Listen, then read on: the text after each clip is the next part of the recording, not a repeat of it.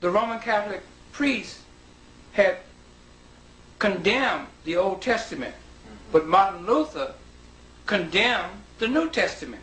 So it was a polemic there, you see, until Jacob Van Laersfeld came along and put the Old and the New Testament under one cover. They call it the Old Testament, or the Holy Bible. All right. I just want to drop back a little further. So I'll let you go in a minute, but I gotta get an understanding of this.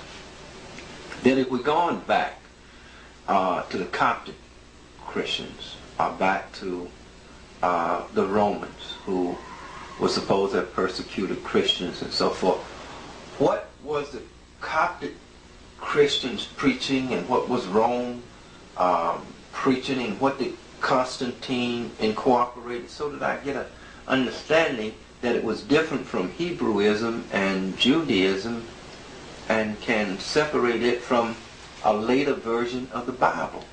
Well, see, here's what you have to do, Clemson. You have to really understand that Judaism is not a BC religion. You have to really understand that. I understand that. I'm wiping that out, but I'm just trying to get an understanding of now what would they, because they were doing something before then, because... Before Rashi?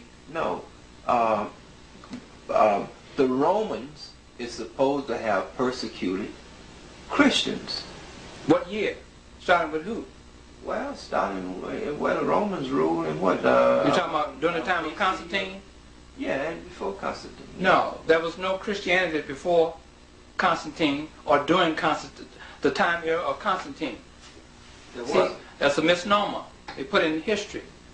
Simply because they are teaching the people who are Christians and the whole entire world through their school system that this Jesus the Christ died in 30, they call it AD. Correct. Okay? So therefore, if you come up to the time of Constantine, there's supposed to be Christians there. We're talking about in the 4th century. Right. Okay? In the 4th century, there was no Christ, therefore no Christianity, nor a Christian church. You have to understand that. That's in my book also. You only get a Christ in history during the time of the Council of Ephesus. Ephesus is a city, or was a city, in Turkey, in northeast Africa.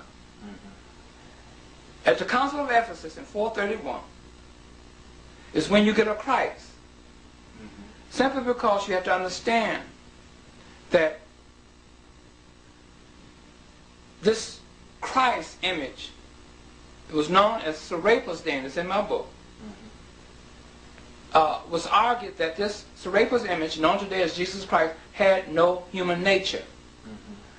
So that argument was between Africans, who are the Melkite Africans, Coptic Egyptians, who were on the side of the Greek Ptolemies and the Roman rulers of Egypt. And you had the grassroots exterior community who were not on the side of the Romans. They would not embrace this religion, or they would not embrace that image that we know today as Jesus the Christ. Okay? So the polemic was that coming from the community of the exterior Coptic religious community, which is the monophysitic community. Monophysites mean a person who says that this Christ had no human nature. Okay? And in order to have a human nature, one has to be born through the body of a female. So what they did at the Council of Ephesus was to go into the ancient Egyptian divine triad. And that triad consisted of Osiris the father, Isis, the Holy Hathor cow mother, and Horus Jr., the Sun, the son. They took Isis, our ancient Egyptian deity, Isis, out of that triad, and they discarded her, and in her place they created a creature called the Virgin Mary. Giving this created creature, the Virgin Mary, the title of Theotokos. And the word Theotokos means the mother of God.